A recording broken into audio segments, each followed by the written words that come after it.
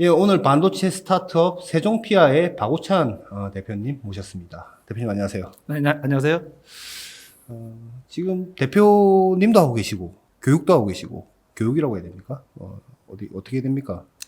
2020년 4월에 네. 교원 창업한 회사입니다. 2020년 4월이요. 네. 그 교원 창업이란 어디 교원이십니까? 저는 세종대학교 컴퓨터공학과 교수고요. 네. 그래서 그 학교의 허락을 받고 네. 교원 창업을 했습니다. 교원 창업을 하셨다. 2020년 4월. 세종피아에 대해서는 조금 이따가 여쭤보는 걸로 하고 대표님 양력을 좀 가볍게 얘기를 좀 해주시죠. 저는 그 국내에서 학위를 해가지고 네. 2003년부터 네. 세종대학교 컴퓨터공학과 교수로 현재까지 재직하고 있고요. 네. 저는 연구 분야가 GPU 분야입니다. GPU요. GPU 설계 네. 쪽이죠. 네. 그래서 한 25년 이상 경력을 갖고 있고 계속 요 분야만 계속 했다고 생각하시면 되고요. 네. 그러다가 이제 GPU 분야의 최강자가 아무래도 엔비디아인데 네. 엔비디아를 한번 넘어가 볼까 해서 2005년부터 그 실시간 레이트레이싱 GPU를 개발하게 됩니다. 네. 그래서 그거를 세계 최초로 성공을 해가지고 네. 2010년에 첫 번째 회사인 실리콘아츠를 설립을 했고요. 그 회사는 아직도 존속하고 있죠. 네. 저는 공동 창업으로 했고 네. 지금도 사업을 영위를 잘 하고 있습니다. 대표님 말씀 더 이어나가시기 전에 레이트레이싱 되게 어려운 용어인데 네. 가볍게 한 10초만 짤막하게 설명을 좀 해주시죠. 레이트레이싱은 그때만 해도 굉장히 사람들이 잘 몰랐던 건데 네. 본래 컴퓨터 공학 하는 분들은 컴퓨터 그래픽스 수업을 들으면은 다 압니다. 그래서 그 비세 효과, 네. 반사, 굴절, 그림자, 투과 이런 비세 효과를 자동적으로 계산하는 건데요. 네. 주로 그 토이스토리가 첫 번째로 레이트레이싱 기술로 만든 애니메이션입니다.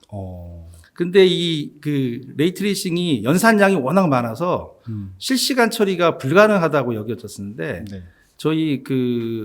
저가 처음에 그거를 세계 최초로 만들었고요. 네. 그러다가 2018년에 엔비디아가 RTX 시리즈를 내서 대성공을 거두는데 거기 R자가 레이트레이싱입니다. 말하자면 그냥 3D 그래픽 한 거에 빛을 입혀야 이게 실사처럼 보이는데 네. 이거를 실시간으로 빛을 입혀서 돌리고 하다 보면 이게 반사가 되고 투영이 되고 하는 맞습니다. 것들을 계산하는 양이 많은데 그때는 먼저 개발하셨을 때는 그걸 실시간으로 네. 처리하는 코어를 만들어서 실리콘아츠를 공동으로 창업하셨는데 그 회사 얘기는 다음번에 좀 하는 걸로 하고 그 회사가 그 언제 만들었죠 그 회사를? 그게 2010년에 만들었습니다. 2010년에 지금 12년 된 네. 거예요. 그렇군요. 잘 됐습니까? 시행착오가 많았는데 지금도 투자도 크게 받고 그래요? 실리콘아츠가 세계 최초로 했고 그다음에 실리콘아츠는 특히 이제 모바일 AP에 내장할 수 있을 정도로 굉장히 경쟁력이 있는데 네. 시장은 엔비디아가 2018년에 열었죠. 그래서 되려 실리콘아츠가 좀 편해졌습니다. 왜냐하면은 시장이 드디어 이제 열렸기 때문에 그리고 그 모바일 분야에는 아직도 최강자거든요. 이게 역시 기술도 때가 맞아야 너무 빨리 개발하면 또 그 자체도 좀 쉽지 않을 수 있다라는 생각이 좀 드는군요. 그래서 그런 얘기를 많이 듣습니다. 너무 일찍 개발했다고. 그래서 이제 공동 창업자 하시다가 지금 완전 실리콘아츠하고는 그냥 협력 관계 하면서 저희가 주로 아무래도 저가 그쪽에서 굉장히 오랫동안 연구 개발을 했고 지금도 계속 하기 때문에 네. 같이 과제도 하고 공동으로 협업하는 관계입니다. 세종피아는 제가 이제 오시기 전에 이제 회사 내용도 좀 읽어보니까 사운드 관련된 얘기를 뭔가 제품을 이제 만들고 계신데 사운드 트레이싱, 레이트레이싱하고 좀 비슷한 것 같은데 이 기술에 대해서 설명을 좀 해주시죠. 레이트레이싱은 빛을 추적하는 그래픽 기술인데요. 네. 사운드 트레이싱은 말 그대로 소리를 추적하는 오디오 기술입니다. 현실 세계에서는 네. 소리에 감쇄도 있고 투과, 흡수, 회절 이런 잔향 이런 것들이 있는데 있죠. 그거하고 거의 동일한 재현을 할 수 있는 기술입니다. 어떻게 그렇게 재현할 수 있습니까? 그게 실제 가상 공간에서 음원하고 네. 청취자하고의 경로, 전파 경로를 굉장히 실시간으로 계산을 하는 거고요. 네. 이게 원래는 공식적인 이름은 사운드 렌더링입니다. 사운드 렌더링. 네. 이게 건축공학 하는 분들이, 건축음향 하는 분들이 굉장히 잘 알고요. 근데 사운드 렌더링을 하니까 잘 이해를 못 해가지고 직관적이지 않다 보니까 제가 사운드 트레이싱이라는 이름을 붙였습니다. 아, 그래요? 네. 그래서 그게 우리 상표권도 가지고 있고, 어. 그래서 실제 메타버스하고 게임 같은 가상 공간에서의 궁극의 실감 3D 오디오 기술입니다. 지금 우리가 이 영상을 촬영하는 이 스튜디오도 처음에는 이 천장이 높다 보니까 굉장히 목소리가 울렸단 말이죠. 네. 막 얘기하면 다 울려서 도저히 촬영을 할 수 없을 정도여서 이 흡음재도 좀 바르고, 뭐 여러 가지 이제 집기도 놓고 하니까 좀 반사라든지 이런 게 좀 줄었는데, 저희 지금 뒤에 계신 것도 다 흡음재 있는 것들이거든요. 그러니까 그런 것도 어쨌든 소프트웨어적으로 그렇게 다 구현을 할 수 있다라는 얘기인 거예요. 네.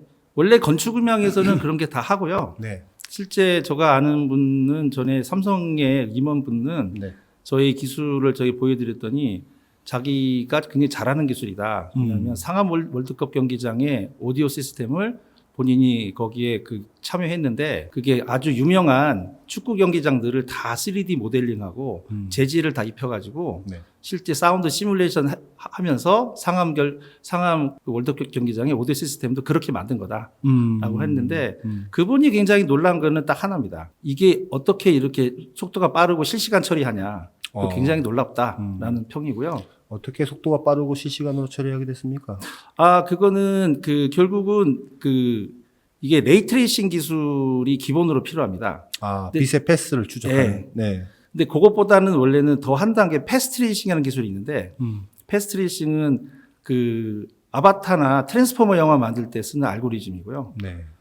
이런 패스트레이싱은 레이트레이싱하고 굉장히 연관이 많은데 일단은 사운드 트레이싱을 실시간으로 하려고 그러면 레이트레이싱을 실시간하는 기술을 확보를 하고 있어야 됩니다. 바닥에 깔려 있어야 되는군요. 네. 네. 근데 그 기술을 갖고 있는 데가 전 세계 저희하고 뭐 엔비디아 정도밖에 없죠. 네. 특히 이제 모바일 분야는 저희가 아주 독보적이기 때문에 그거를 기반으로 해서 사운드 트레이싱을 저희가 실시간으로 하는 반도체를 만들 수 있었습니다. 레이트레이싱 빛을 경로를 추적하는 건데 이 사운드도 빛의 경로를 통해서 소리도 이런 식으로 뭐 반사가 되고 이렇게 될 것이다라는 거를 이렇게 구현하셨다라는 네. 말씀이시잖아요. 패스트레이싱은 뭡니까? 레이트레이싱은 직접광을 처리할 수 있는데요. 네. 패스트레이싱은 이제 간접광까지. 그러니까 반사돼서 저한테 들어오는 뭔가 소리 이런 것도 처리할 수 있다는 얘기입니까? 예를 들면은 이제 벽에다가 빨간 공을 네. 가까이 대면은 불그스름해지거든요. 네. 벽이 하얀 벽이. 네. 그게 이제 간접광들이 있어서 그렇습니다. 그렇죠. 예. 그래서 간접광 실제 우리가 현실 세계에서는 간접광들이 굉장히 많은데 네. 그런 것들을 하려 그러면 레이트레이싱으로는 부족하고요. 패스트레이싱 기법을 써야 됩니다. 지금 사운드에는 지금 그 기법까지 들어갔다라는 얘기이신 거군요.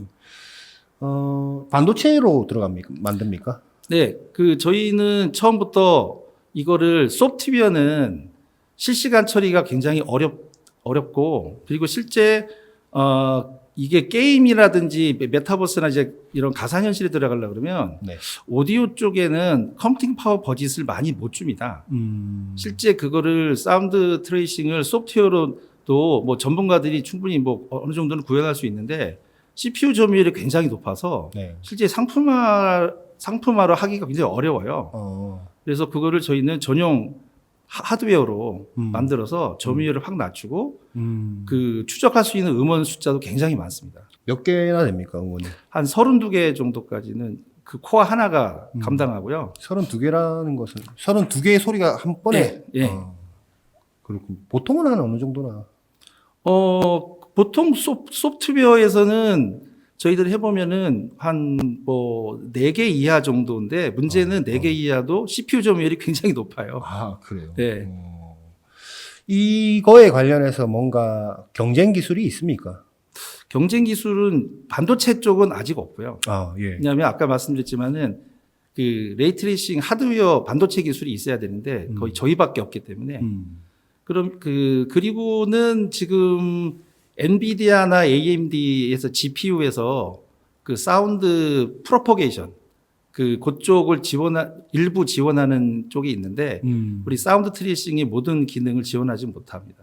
그렇군요. 그렇군요. 그리고 거기는 워낙 고가의 GPU가 필요해서 네. 모바일 이런 데는 못 들어가고요. 현재 그 세종피아의 기술, 뭔가 진척도, 개발 진척도는 어느 정도 수준까지 와 있습니까? 일단은 저는 사운드 트레이싱 그 반도체 IP를 좀 빨리 개발할 수 있을 줄 알았어요. 근데 이게 생각보다는 굉장히 시간이 오래 걸려서 이게 네. 2015년부터 시작했습니다. 회사는 2020년에 네. 창업을 그래서 하신 걸로. 5년 걸렸다는 거죠. 아, 연구하는 단계가? 네. 네. 그게 사운드 트레이싱이 저는 이제 우리가 레이 트레이싱 기술도 있고 아무래도 레이 트레이싱 기술보다는 그 코어 수가 적고 그 게이트 카운트가 적기 때문에 네.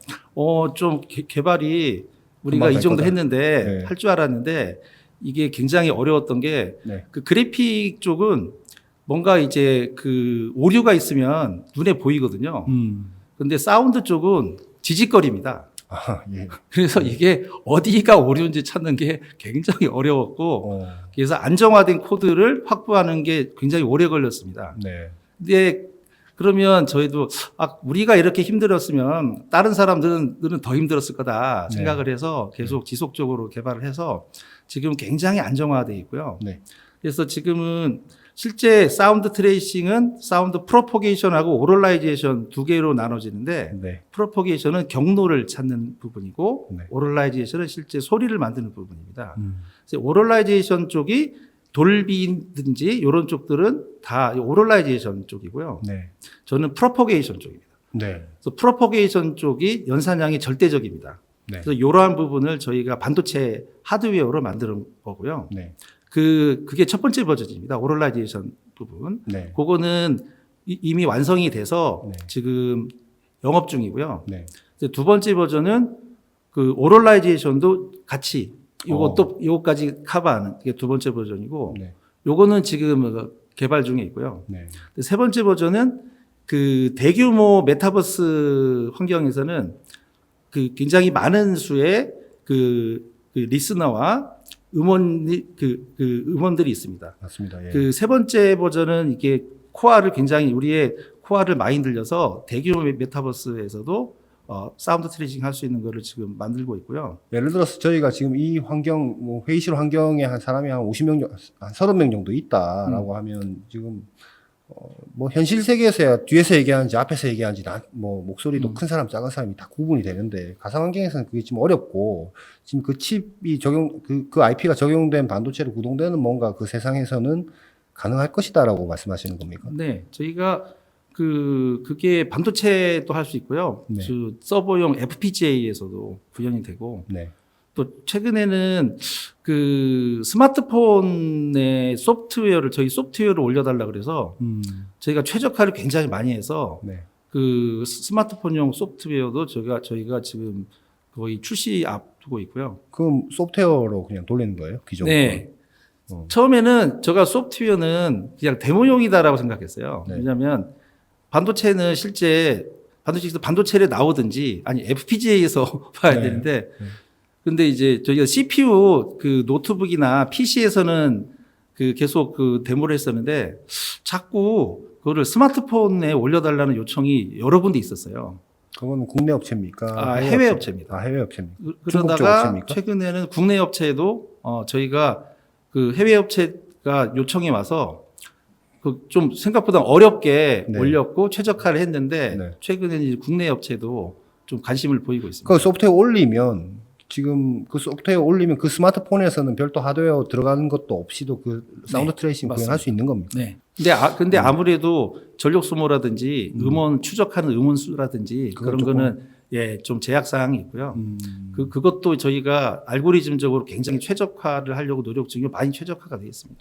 지금 뭐 반도체 IP는 이미 개발이 되어서 영업 중이라고 하셨는데 이 어떻게 영업을 해 나가실 생각이십니까? 뭐 단독 칩으로 뭐 하실 생각이십니까? 아니면 IP만 판매하실 생각입니까? 아니면 아까 뭐 소프트웨어도 말씀하셨는데 뭐 좀 묶어서 하실 생각이십니까? 저희는 그게 이제 IP하고 소프트웨어로 보시면 되고요. 네. 반도체 칩은 수요 업체들, 예를 들면은 저희 기술이 필요한 부분이 콘솔 게임기 같은 경우입니다. 그런 데는 저희가 USB 동글 타입으로 해서 칩을 만들어서 그 그렇게 해서 USB에 꽂아서 사운드 트레이싱 기능을 할 수가 있고요.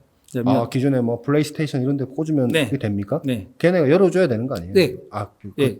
그거는 기본이고요. 네. 그쪽에서 열어는 주되 사운드 트레이싱을 칩에서 구동해서 실시간으로 처리할 수 있는 방법들이 있습니다. USB 그 인터페이스로 그 데이터가 가능합니까? 네, 가능합니다. 아, 그래요? 왜냐하면 오디오 정보는 아무래도 그래픽 정보보다는 숫자가 좀, 적어서 그렇군요. 예, USB 한 3.0 정도 되면은 네. 충분히 할 수 있습니다. 제가 좀 추가적인 질문 드리면 이 지금 개발되어 있다는 그 사운드 트레이싱 반도체 IP는 게이트 카운트 수가 몇 개나 됩니까? 예, 그게 굉장히 중요한데요. 저희가 굉장히 작아서 한 400만 게이트 정도 됩니다. 400만 게이트밖에 안 돼요? 예. 오. 그래서 그게 굉장히 놀라는 건데요. 그러면 5나노 AP에 만약에 탑재된다 그러면 그 차지하는 면적도 엄청 작겠네요. 네네네. 거의 맞습니다. 뭐 거의 뭐 보이지도 보이지 않죠. 않을 정도.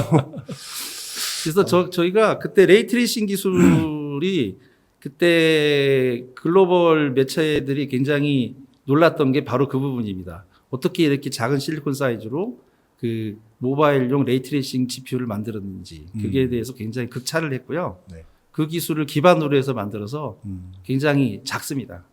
그러면 그렇게 동굴로도 팔고 어디 뭐 IP로도 AP 만드는 회사에 IP로도 공급할 수 있는 영업도 하고 계신 거예요?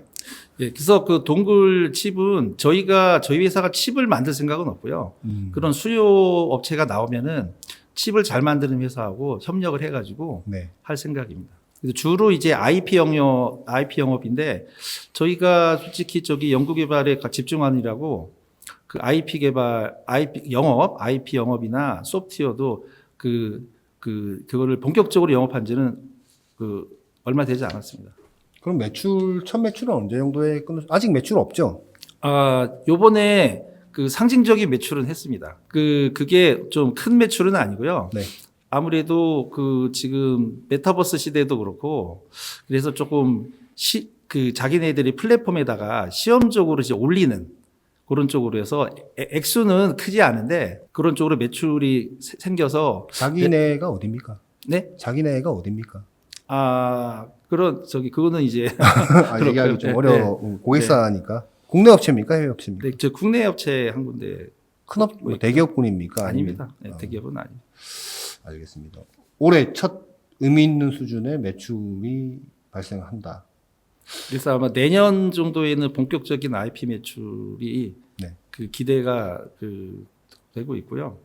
그 내부에서 뭐 마케팅이나 영업 조직이 아직 있는지는 잘 모르겠는데 뭐 추산하시기에 이 시장이 지금 갖고 계신 그 제품군이 들어갈 수 있는 시장 규모가 어느 정도나 된다고 생각하세요? 아무래도 그래픽 분야보다 오디오 시장이 좀 작은 건 사실입니다.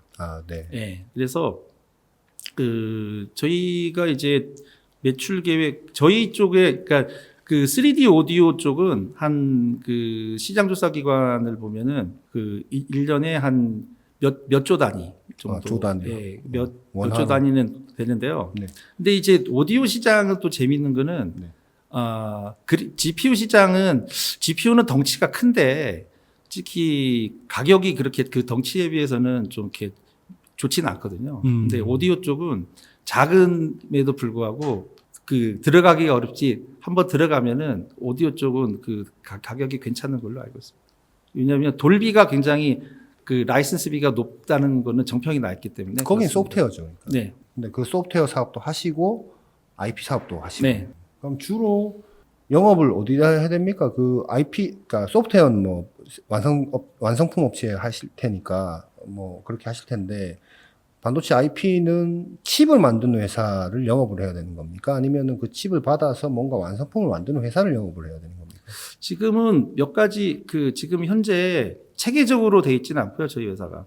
네. 근데 주로 저희가 이제 B2B다 보니까 한 가지는 전략을 뭐냐면은 지금 국내나 해외나 IP 쪽을 하는 회사들이 있어요. 그 회사들은 지금 영업망이 뚫렸기 때문에 그쪽 회사들하고 협업을 해서 하는. 기존에 반도체 IP 판매하는 회사들 말씀하시는 IP 거죠? 판매도 하고 예. 그리고 실제 뭐 디자인 하우스라든지 이런 데서들도 저희가 그 한 군데는 전에 얘기가 있었고 네. 필요하면은 조금 확장을 할 생각입니다. 근데 저희 자체에서 뭐 직접 다이렉트하게 그 영업은 아직은 안 하고 있습니다. 제가 뭐 소리를 들어본 적이 없어서 실제로 이 귀에 쓰고 이렇게 뭔가 하는 데모 같은 것도 지금 다 마련이 돼 있습니까? 네, 저희가 그 데모도 다 그 준비되어 있고요. 네. 그 PC용도 돼 있고 스마트폰용도 돼 있고 FPGA용도 다 돼 있습니다. 그러면 지금 그게 있는 것과 기술을 적용한 세종 PI 이걸 사운드 트레이싱 기술을 적용한 소리와 없는 소리를 비교하면서 들어볼 수도 있겠네요. 네, 맞습니다. 그걸 뭐 시각적으로 좀 표현할 수 있는 자료나 이런 것도 혹시 만들어 놓으셨습니까? 네, 그 시각적으로도 되고요. 네. 그 제가 그 재미있는 얘기를 하는데 네. 지금 그 갤럭시 버즈 프로에서 그 이어폰이죠. 네. 이어폰에 이번에 카피 문구가 뭐냐면 소리가 보인답니다. 그 얘기는 뭐냐면 실제 보이지는 않고 굉장히 현실감 있는 소리를 할 수 있다는 건데 저희는 아까 말씀드렸지만은 그 반사 굴절 반사 회절 투가 이런 것들에 대한 패스 경로를 다 계산하기 때문에 그 경로를 실제 볼 수가 있습니다. 아, 그 경로 볼 수 있는 화면을 저희한테 한번 주시면 네. 저희가 이 자료화면을 좀 넣을게요. 좀 넣게. 지금 네. 여기 지금 스마트폰에서도 다 볼 수 있고요. 아, 네, 그래요? 그거 다 구현이 되어 있습니다. 지금 2020년에 설립을 하셨으면 투자 좀 받으셨어요? 투자는 그게 저가 그 처음에 실리콘나츠를 하면서 여러 가지 전 회사 했었는데, 전 회사 예, 말씀하신 예. 거죠? 예. 그러면서 이 회사를 어떻게 할까 고민하다가 저는 이제 저희 같은 회사는 기관 투자보다는 좀 엔젤 투자가 맞다고 판단을 했습니다. 그리고 저희 회사는 그 타겟이 M&A 목적으로 처음에 만들어진 회사입니다. 네. 그래서 너무 자신 있게 얘기하시는 거 아닙니까? 지금 회사 차리신 지 얼마 안 되셨는데. 근데 그때 제가 그런 질문을 많이 받았어요. 그러니까 엑시 플랜이 뭡니까? 네. 라고 해서 했는데 그때는 그 상장도 좋고 M&A도 좋은 거 아닙니까? 그랬는데 그게 저는 좀 잘못 판단했다고 봐요. 그 전 회사에서. 예, 전에 실리콘 회사에서 아츠? 했을 때 그런 질문을 제가 뭐 대표는 아니지만 네. 그런 질문을 그 공동 창업자니까 근데 보니까 신기술은 특히 신기술의 교원 창업은 저는 M&A가 그 맞다고 보고요. 네. 그리고 그 M&A 쪽으로 우리가 회사를 가느냐 아니면 IPO로 가느냐는 건 굉장히 다르다고 봅니다. 그러니까 M&A 쪽은 좀 기술 집약적으로 해서 소규모로 갈 수가 있어요. 네. 그리고 그러면서 기관 투자에 대한 전략도 많이 달라진다고 봅니다. 그래서 저희는 M&A를 일단 타겟으로 했기 때문에 좀 그 주변에 있는 엔젤 투자자라든지 개인 투자자들든지 저희 기술에 관심 있는 분들한테만 받았고요. 네. 만약에 기관 투자는 좀 제대로 받아야 된다고 봐요. 지금은 기관 투자가 조금 요즘 투자 받기도 힘들잖아요. 이 시장이 이렇게 되고요. 근데 뭐 실제 어떤 특별한 계약을 한다든지 뭘 하면은 그렇죠. 예, 네. 투자는 충분히 가능하다고 보고요. 그래서 저희는 그 기관 투자는 제대로 받자. 그리고 제대로 된 밸류로. 네, 맞습니다. 그러면은 어느 정도 저희가 그 실적을 만들어야 되고 그 실적까지 만들 때까지는 엔젤 투자를 위주로 하자. 근데 뭐 그러다가 지금 말씀하신 게 들어오면은 팔 수도 있고 투자를 받을 수도 있고. 그러니까 투자를 받으면은 제대로 받아야 된다는 거죠. 제대로 받으려면 매출을 제대로 나와야 만들어야 됩니다. 예. 제대로 매출은 언제 정도에 나옵니까? 저희는 내년 정도 보고 있습니다. 거기서 제대로라는 이 표현이 어느 정도가 내년에 매출? 저희는 주로 이제 IP하고 소프트웨어지 않습니까? 그러면은 반도체 쪽이 아니기 때문에 네. 실제 저희가 계약을 그 제대로 된 한두 건을 하면 일단은 그 단위가 일단은 10억 단위는 넘어갈 거로 보여집니다. 10억 단위. 10억에서 한 30억 정도. 10억에 네. 30억. 내년 정도에 그 정도 매출 하실 수 있을 것 같다. 그런 거를 목표를 하고 있습니다. 목표를 하고 10억에서 30억 정도의 네. 매출. 그 정도 매출이 나오고 나면 추가 투자, 기관 투자를 제대로 된 밸류를 받아서 네. 받을 수도 있고. 근데 지금 현재로서는 지금 현재 저희 기술이 이제 그 메타버스 시대가 되면서 네. 실제 그 M&A 가능성이 굉장히 높아졌어요. 그래서 네. 그쪽을 저희가 염두를 해두고 있습니다. 근데 지금 누군가가 회사 파세요 하면 파실 수도 있다라는 거 아니에요? 네. 이미 완성되어 있는 그 기술을 갖고 얼마 정도의 죄송합니다. 자꾸 이런 얘기. 좀 알겠습니다. 좀 세게 불렀습니다. 뭐 이미 뭐 한번 요청이 있었나 보죠? 네, 있습니다. 지금 있습니까? 네. 알겠습니다. 교수님 지분이 얼마나 되세요? 지금 한 절반 정도 있습니다. 절반 정도요? 파실 때는 다 같이 팔고 나가시는 거죠? 아닙니다. 그러면 저는 솔직히 볼모로 있어야 됩니다. 아니 그러니까 그 나머지 50%또 투자해 주신 분들이 있을 거 아닙니까? 네, 그분들은 아마 M&A 되면 보통 팔고. 그분들은 네. 다 이렇게 엑시트 하시는 거고 네. 저하고 대표님 계셔야죠. 뭐. 네, 네. 주요 멤버들은 네. 네, 있어야 됩니다. 지금 회사 멤버들 몇 명이나 됩니까? 저희는 다 연구소고요. 네. 연구소하고 그리고 저희가 저기 학생연구원하고 또 다른 연구원분들이 몇 분 계신데 네. 다 합치면 한 12 정도. 12명이요. 기술의 기반은 어쨌든 교수님이 2015년부터 개발을 계속 하신 겁니다. 네, 맞습니다. 그 특허에 대한 것들은 어떻습니까? 그 특허가 다 있습니까? 보통 교원 작업을 하게 되면 네. 그 회사가 실제 학교에 지분 일정 부분을 줘야 되는데 반대급부로 네. 그 특허를 실시권을 가질 수 있어요. 근데 저희는 초기에 엔젤 투자를 받을 때 아예 그 특허를 다 사왔습니다. 그리고 요즘은 학교에서 특허에 대해서 가치 평가를 다 하고 네. 이 패키지 특허들. 그러면 학교 계실 때 학교의 어떤 이름으로 개발하신 특허, 네, 맞습니다. 교수님이 하신 거를 그거 갖고 창업하실 때 그걸 아예 사온 거군요. 네. 몇 지금- 건이나? 그게 한 10건 정도 돼요. 10건. 이거 다 사운드 트레이싱에 관련된 네. 기술입니까? 그럼 회사의 자산으로 그것들은 네, 이제, 맞습니다. 보유하고 있는 것이군요. 그 교수님들 교수하시면서 사업하는 거에 대해서 투자자들이 좀 꺼리는 경향성이 있습니다. 실패하시면 뭐 그러면 안 되겠지만 다들 성공하시길 바라지만 혹시 실패하시면 돌아갈 집이 있다라고 생각을 하기 때문에 좀 혹시 뭐 그런 마음을 좀 갖고 있어서 투자업계에서는 좀 꺼리는 경향성이 있는데 그거에 대해서 좀 어떻게 생각하십니까? 그거는 창업을 지금 2번 하신 거잖아요. 예. 저는 그거는 당연하다고 보여지고요. 네. 그런 마음이 없는 거는 없지 않는 건 사실입니다. 근데 저는 다른 시각으로 좀 보고 있습니다. 네. 왜냐하면 교원 창업하고 일반 기술 창업하고는 트랙이 좀 다르다는 거죠. 그러면 물론 그런 것 때문에 투자가 꺼려지는 거는 뭐 다들 아는 사실이고 그렇지만은 교원 창업의 장점을 더 잘 살리면 되려 더 투자자들한테 매력적이지 않나 싶습니다.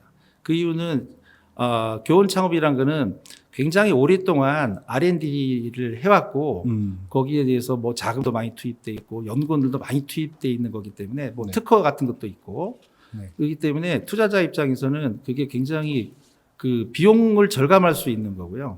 창업한 이후에도 연구원들도 계속 있고 이제 그리고 비용도 훨씬 적게 듭니다. 실질적으로 제가 이제 창업을 해서 지금 창업보익센터에 있는데 세종대 창업보육센터. 예. 네. 저 그때 반도체 쪽에 있는 그 친구가 부사장인데 와서 굉장히 부러워했습니다. 예, 왜? 비용 면에서 자기네들은 굉장히 비용 면에서 힘든데 교원 창업이 그런 면에서 굉장히 매력적이다라는 거죠. 대표님, 지금 누적 자금 조달액은 얘기해 주실 수 있습니까? 예, 지금 뭐 기보에서 대출 받은 게 한 몇 억 있고요. 네. 그리고 기보에서 그때 테크밸리 사업을 해서 거기에 선정이 돼서 최대 뭐 20억까지 보증을 받을 수 있는 건 있는데 뭐 그거 다 받았다가는 어렵고 그래서 그거는 작게 받았고요. 네. 그 다음에는 실제 저희 주주들하고 엔젤들하고 해서 자금 조달이 한 6억에서 7억 정도 될 겁니다. 대표님 회사 여러 가지로 뜻하시는 바 잘 이루시길 바라겠습니다. 오늘 인터뷰 나와주셔서 고맙습니다. 네, 감사합니다. 감사합니다.